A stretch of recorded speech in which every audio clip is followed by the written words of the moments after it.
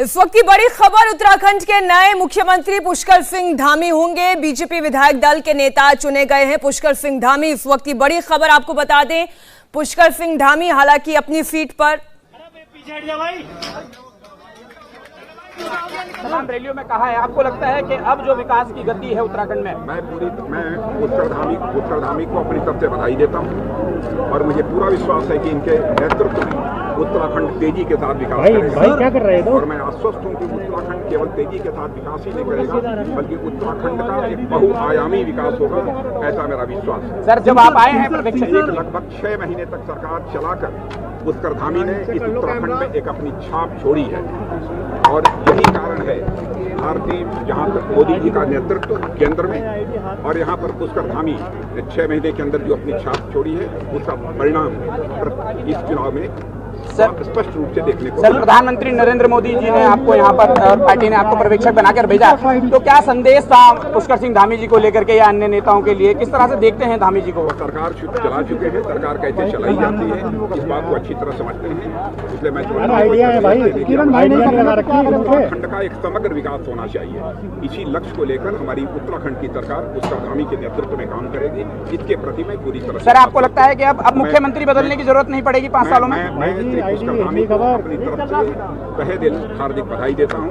आज पर्यवेक्षक के रूप में हमारे साथ श्रीमती मीनाक्षी लेखी यह भी उसमें मौजूद थी और हमारे प्रदेश अध्यक्ष मौजूद थे और हमारे प्रहलाद जी जोशी और दुष्यंत गौतम यहाँ के जो प्रभारी हैं और श्रीमती रेखा आर्य, यह सब सारे लोग सर जो सीएम बदलने का जो मिथक है इस बार आपको लगता है? सभी हमारे उत्तराखंड के भारतीय जनता पार्टी एक आखिरी सवाल जो सीएम बदलने का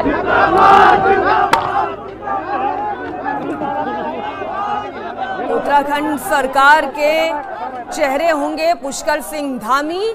पुष्कर सिंह धामी को दूसरी बार उत्तराखंड सरकार की कमान थमाई गई है।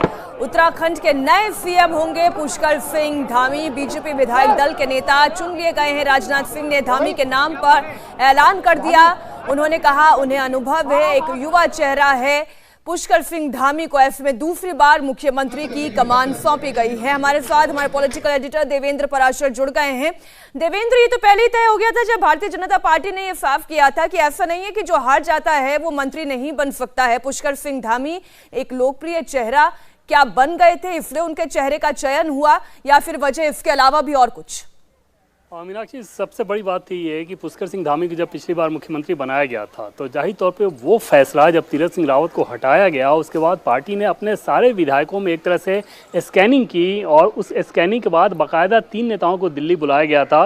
पुष्कर सिंह धामी भी उनमें से एक थे।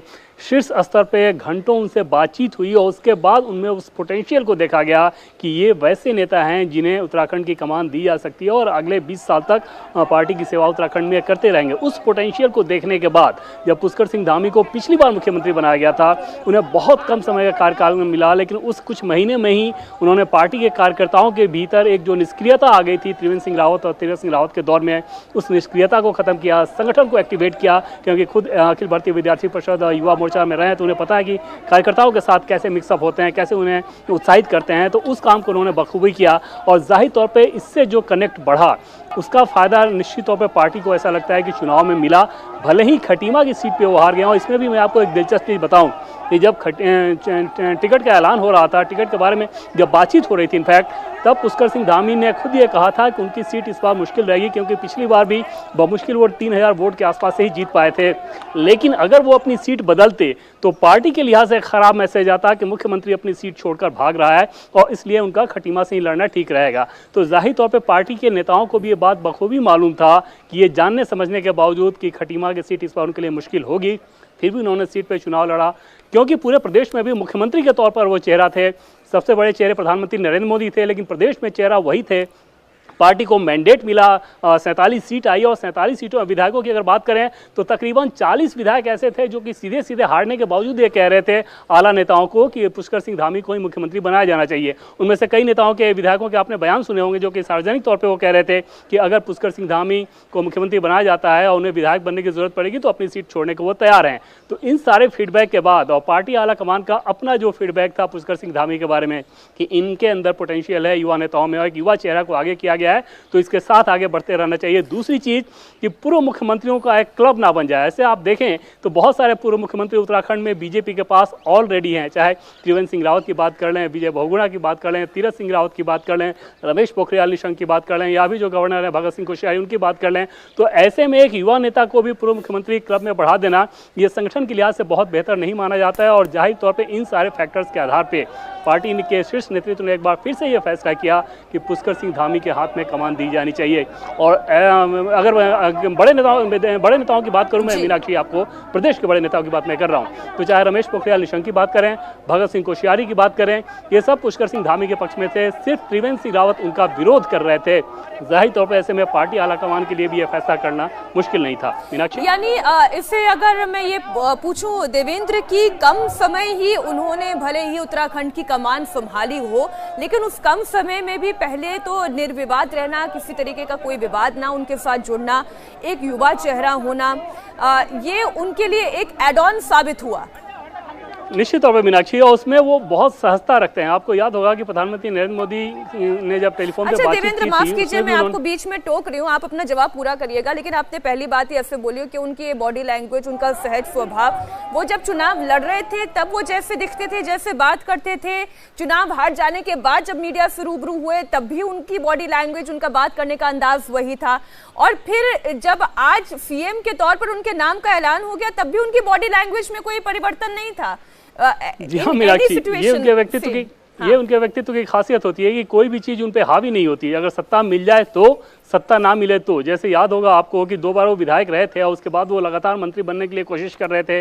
उन्हें जब जगह नहीं मिल रही थी तो उसके बावजूद उनके अंदर वो मायूसी नहीं दिखती थी। जाहिर तौर पे ऐसे में जब उनको पिछली बार मुख्यमंत्री बनाया गया तो बहुत बड़ी सफलता थी, बावजूद ये सत्ता उनके दिमाग पे नहीं चढ़ी, जिसका नतीजा था कि बीजेपी के जो कार्यकर्ता हैं अपने आप को ज़्यादा सहज पाते हैं उनके साथ, और संगठन के साथ जो तालमेल रखने की बात कही जाती है वो ज़्यादा बेहतर है। मैं आपको एक दिलचस्प चीज़ बताऊँ कि जब 2 दिन पहले वो दिल्ली में थे, कई सारे ऐसे नेता भी दिल्ली में थे जो कि मुख्यमंत्री को लेकर लगातार लॉबिंग कर रहे थे। उनमें से एक ऐसे नेता जो कि पुष्कर सिंह धामी का लगातार विरोध कर रहे थे, और पुष्कर सिंह धामी इस बात को जान रहे थे कि अलग अलग नेताओं के पास जाके ये उनका विरोध कर रहे हैं। बावजूद उसके कल सुबह जब वो उनसे मिलने गए तो पुष्कर सिंह धामी ने तकरीबन आधे घंटे का उनको समय दिया और बहुत सहजता के साथ उनकी मुलाकात रही थी। तो जाहिर तौर पे ये जो खासियत है कि आप संगठन के लोगों के साथ, संगठन के कार्यकर्ताओं के साथ साथ लेकर चलने का मुद्दा दिखाते हैं।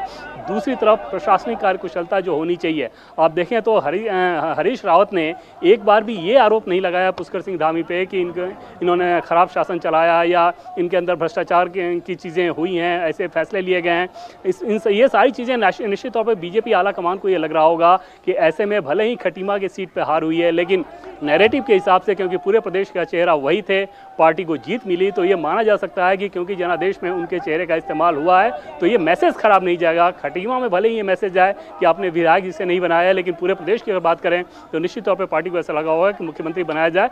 इंडिया टीवी हर वक्त हर जगह डाउनलोड करने के लिए सर्च करें India TV news Google play store या ऐप स्टोर पर।